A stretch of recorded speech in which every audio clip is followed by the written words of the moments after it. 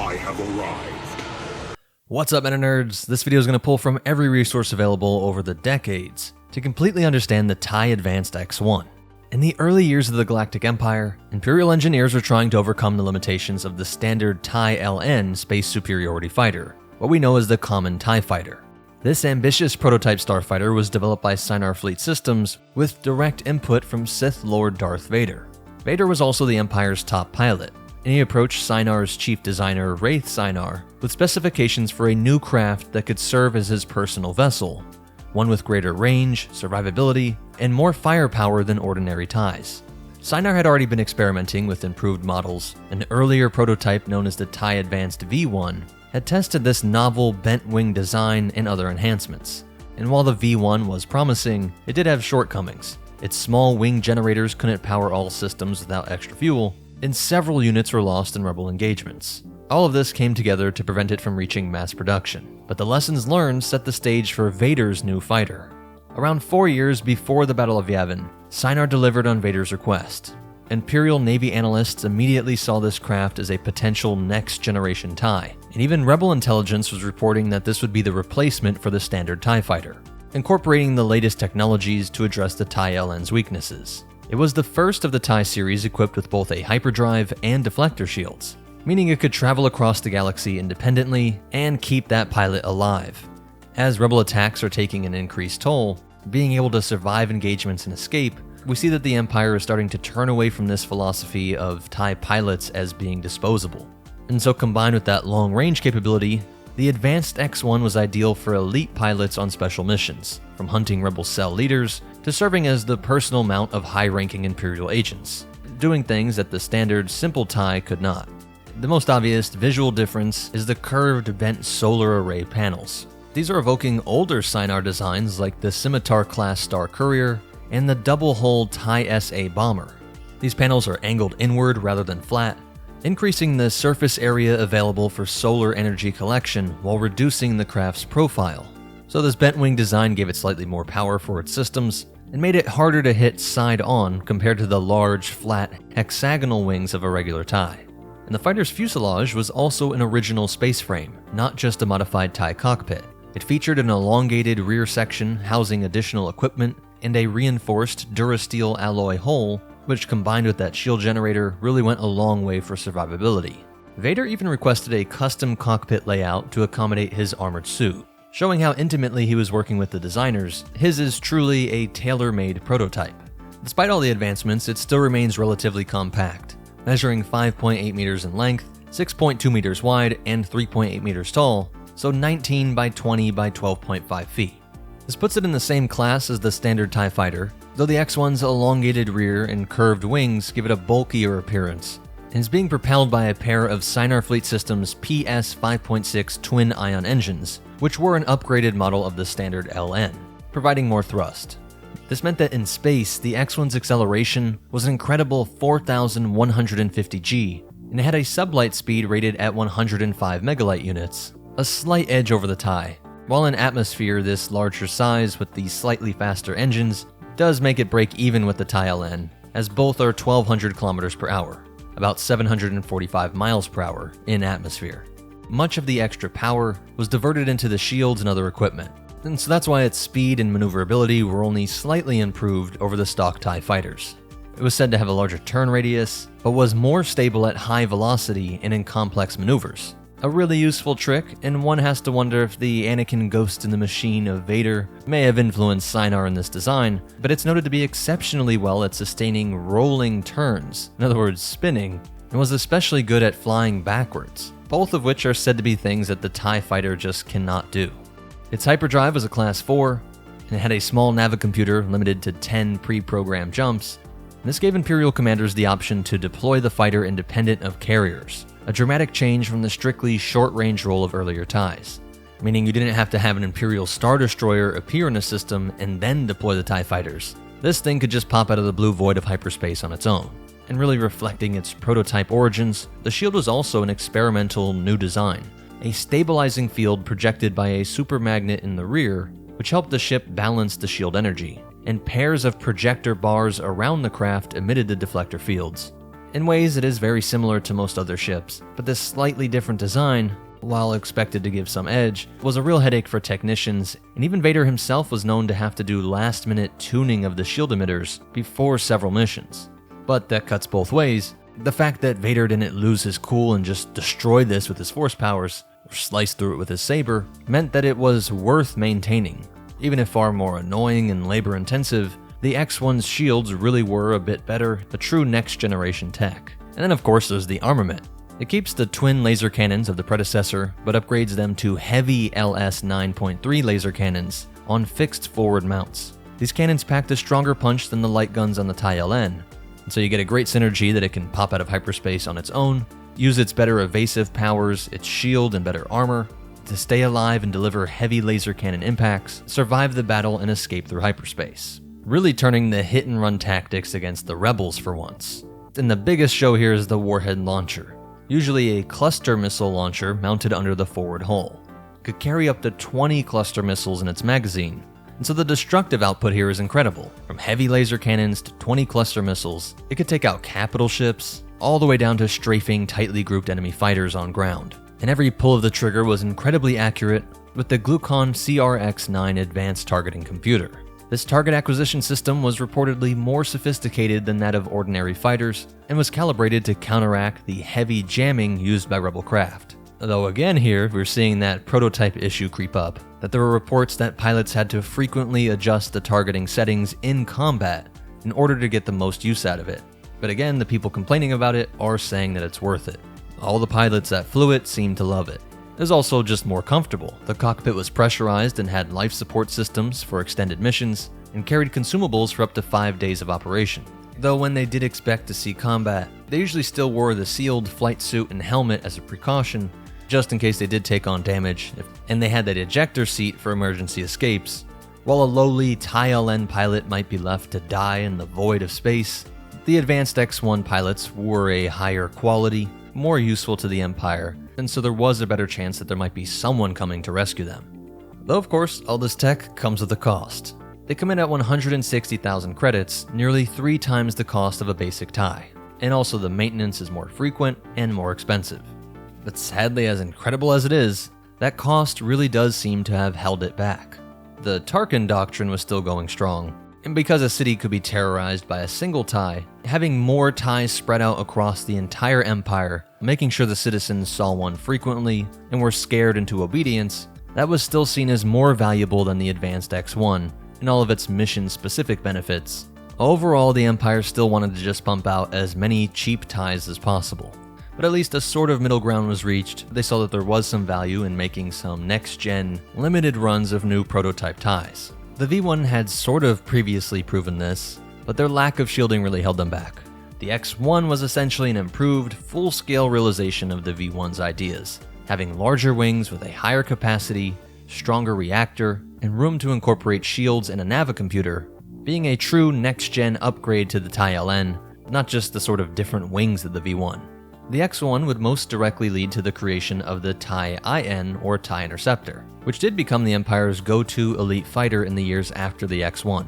The Interceptor was, in many ways, a more stripped-down descendant of the X-1.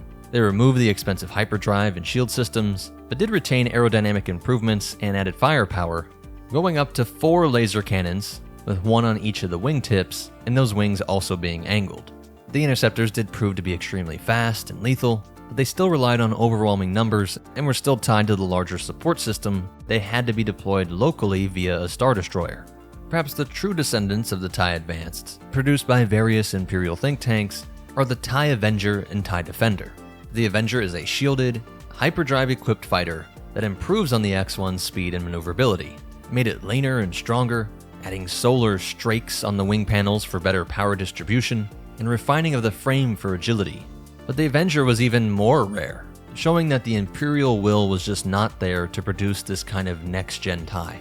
The TIE Defender was an even more radical leap. Spearheaded by Grand Admiral Thrawn, it was a multi-role super fighter with 3 angular wings, equipped with heavy cannons, missile launchers, deflector shields, and a hyperdrive. So finally we get something that far surpasses the X-1. It was better in every way, faster, stronger, and more powerful, but of course, there's the cost. It's by far the most expensive, and so it was also incredibly rare. Now I should note that the TIE SA bomber was actually not influenced by the X-1, these were produced at about the same time. So not related to each other, but descending from this same Imperial initiative. So that's it for the breakdown, but as for its history, its most famous pilot was of course Darth Vader himself, who took full advantage of all of its capabilities on multiple occasions, first unveiling it in live combat about 4 BBY during an Imperial campaign against a Rebel fleet. He single-handedly engaged the Rebel flagship Phoenix Home, obliterating the cruiser and scattering the rebellious forces. This dramatic demonstration of the fighter's prowess and Vader's skill confirmed to Imperial leaders that the new design was something special.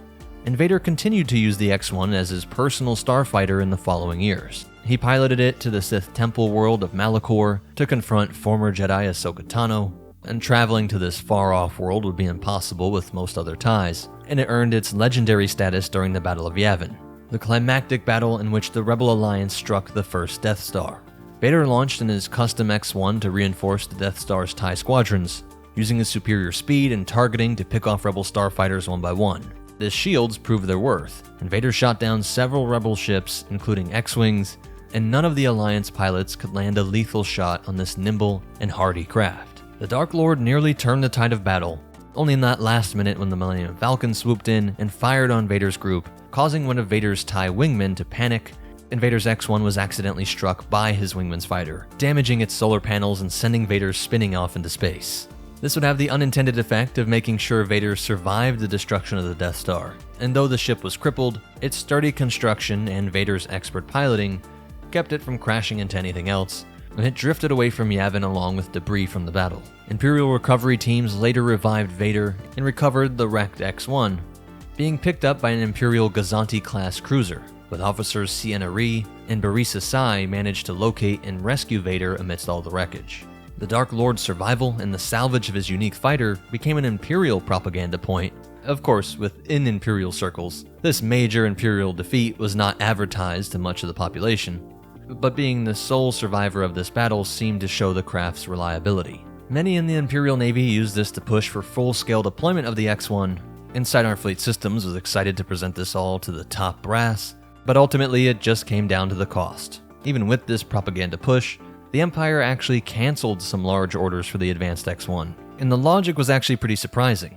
Admiralty figures worried that a starfighter with a hyperdrive and packed full of 20 missiles might make capital ships seem less necessary, which threatened their own budgets and clout, as there's all kind of positioning to get a bigger and bigger capital ship.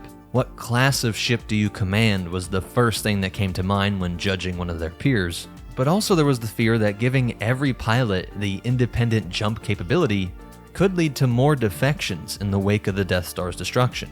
It wasn't a bug, but a feature that most Imperial ships had to rely on the capital ship. Instead of having thousands of TIE advanced pilots adding all that firepower to the rebellion, it was better to ensure that the admirals were loyal. Of course, there's the risk that they could defect with an entire Star Destroyer, but the Emperor felt more secure in a smaller number of dedicated loyalists than thousands upon thousands of now more deadly pilots. And so there's only a limited production run of the TIE Advanced, and just a few handful of squadrons were ever equipped with the X-1. One elite unit, the Storm Squadron, was known to fly them extensively, with its famed pilot rumored to be Merrick Steele. There was also Commander Juno Eclipse of Darth Vader's secret forces, but they were very rare exceptions, and so even for elite Imperial TIE pilots, the X-1 remained an exotic, almost sort of mythical craft, the true stuff of hangar legends, where pilots could brag about having actually flown one once, or just seeing one in person. You were most likely to see one if you served on the Star Destroyer Devastator, and later the Executor, Darth Vader's personal capital ships, where there were several X-1s in their hangars. Though Imperial Commander Strom deployed a flight of X-1s from his light cruiser to attack the space station The Wheel, the Empire would blame that attack on the rebels in order to justify seizing control of the station, and two of them fought alongside an assault transport to intercept a life pod near Constancia, believed to contain rebel fugitives, and some even saw them during the Empire Day Parade on Barleth in the year 2 ABY, where two of them were put on display atop hover pads as part of a procession of new military hardware. Holo broadcast beamed images of these sleek fighters to citizens across the core worlds, evoking pride in some and fear in most. Though rebel sympathizers turned this event into a humiliation, ambushing and destroying the parade formation, avoiding civilian casualties while hijacking this broadcast and turning it into their own propaganda effort. And there were groups within the rebels that were always trying to capture or steal them. Not long after Yavin, an Alliance cell on Tatooine managed to acquire a few X-1s, and these were fielded by the rebel-aligned gang led by Sapanza. Although maintenance was difficult and replacement parts scarce, the rebel pilots who flew these X-1s still ended up agreeing with the Imperial pilots, agreeing that it was all worth it and was a great upgrade over the Y-Wings. Darth Vader would continue to fly his during the rest of the Galactic Civil War, using it during the Battle of Hoth and 3 ABY, providing fighter cover for the ground assault forces, and during the Battle of Endor and 4 ABY, it was docked aboard his Star Destroyer the Executor in his personal hangar, and so it was likely destroyed when this ship crashed into the second Death Star. Now what's interesting is that there was at least one eyewitness account from Endor that claims to have seen an advanced X-1 engaging rebel fighters during the Battle of Endor in the skies over its forest moon, and this is pretty believable, and was likely flown by either the Emperor's royal guards or some elite ace under Vader's command. After the Empire's collapse, these fighters found a new life in the galaxy, in the hands of many Imperial remnant fleets, being prized by warlords, and though the New Republic decommissioned most of the Imperial craft they came across, a few X-1s slipped through the cracks. Lando Calrissian acquired one, modifying it and using it as a flashy attraction to his asteroid mining operation on Dubrillion. He had it specialized so that pilots would race and dogfight remote drones for sport, and likely betting. But these would actually see combat during the opening battles of the Yuuzhan Vong invasion in 25 ABY, when Lando's asteroid base came under attack. In the Battle of Dubrillion, Lando pressed the old TIE Advanced X-1s into service alongside New Republic fighters. Jason, Jaina, and Anakin Solo, the 3 grandchildren of Darth Vader, each took controls of those advanced X-1 fighters, defending Dubrillion from the alien invasions and the ship that was in many parts created by their grandfather. And they managed to hold their own against the Yuuzhan Vong's Coral Skipper fighters, showing that even after 5 decades, this fighter was still lethal and space-worthy, at least in the hands of a descendant of a Skywalker and Solo. That's it for the breakdown, and as for behind-the-scenes facts, most of these details come from the Essential Guide to Warfare, the Complete Cross-Sections book, and game guides like Rogue Squadron 3 Rebel Strike. If you made it this far, please hit that like button, it really is the best way to help me out. But most important of all, remember, no matter how good a ship you design, if the Force or the Tarkin plan are against you, you won't be changing history. And the Force will be with you. Always.